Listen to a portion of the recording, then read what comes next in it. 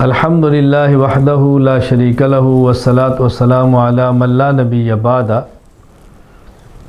قربانی کا جو جانور قربانی میں ذبح کرنا ہے، اونٹ، گائے، بھینس، بھیڑ اور بکری، ان میں کس جانور میں کتنے لوگ شریک ہو سکتے ہیں؟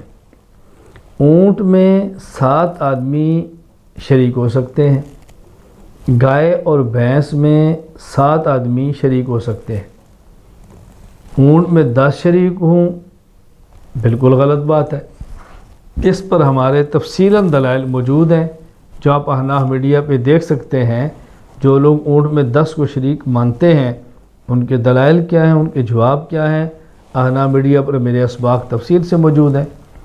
اس کے لیے میرا ایک مسائل و فضائل قربانی کے نام سے فائل ہے، وہ لے لیں، تفصیلی دلائل موجود ہیں۔ بہرحال اونٹ اور گائے بھینس میں 7 آدمی اکٹھے ہو کر قربانی کرنا چاہیں تو کر سکتے ہیں۔ صحیح مسلم میں روایت موجود ہے، باب الاشتراک فی الحدی کے اندر حضرت جابر رضی اللہ تعالیٰ عنہ فرماتے ہیں، خرجنا مع رسول اللہ صلی اللہ علیہ وسلم محلین بالحج، نبی کریم صلی اللہ علیہ وسلم کے ساتھ ہم حج کا احرام باندھ کر نکلے۔ فامرنا رسول اللہ صلی اللہ علیہ وسلم ان نشترک فی الابل والبقر کل 7 منا فی بدنہ، آپ نے ارشاد فرمایا کہ آپ نے ہمیں حکم دیا ہم گائے اور اونٹ میں شریک ہونا چاہیں تو ہو سکتے ہیں، اور گائے میں بھی 7 آدمی ہوں گے اور اونٹ کے اندر بھی 7 آدمی ہوں گے۔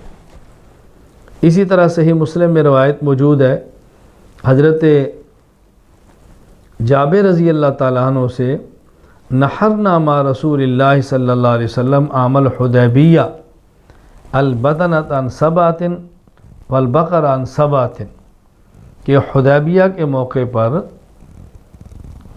ہم نے رسول اللہ صلی اللہ علیہ وسلم کے ساتھ مل کر قربانی کی ہے۔ اونٹ میں بھی 7 آدمی تھے اور گائے میں بھی 7 آدمی تھے۔ ان دونوں روایتوں میں فرق کیا ہے؟ پہلی حدیث مبارک میں آپ کا امر ہے، آپ کا ارشاد ہے، قول، اور اس میں عمل ہے۔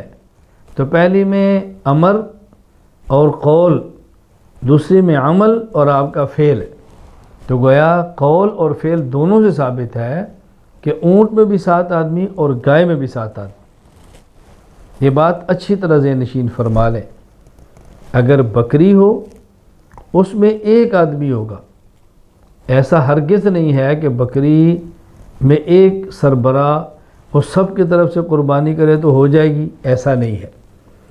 جس شخص پر قربانی واجب ہے اس نے اپنی طرف سے قربانی کرنی ہے۔ تو گائے اور اونٹ میں 7 آدمی، بھیڑ اور بکری 1 آدمی کی طرف سے قربانی دی جائے گی۔ اچھی طرح ذہن نشین فرما لیں۔ اللہ تعالی ہمیں شریعت سمجھ کر عمل کرنے کی توفیق عطا فرمائے۔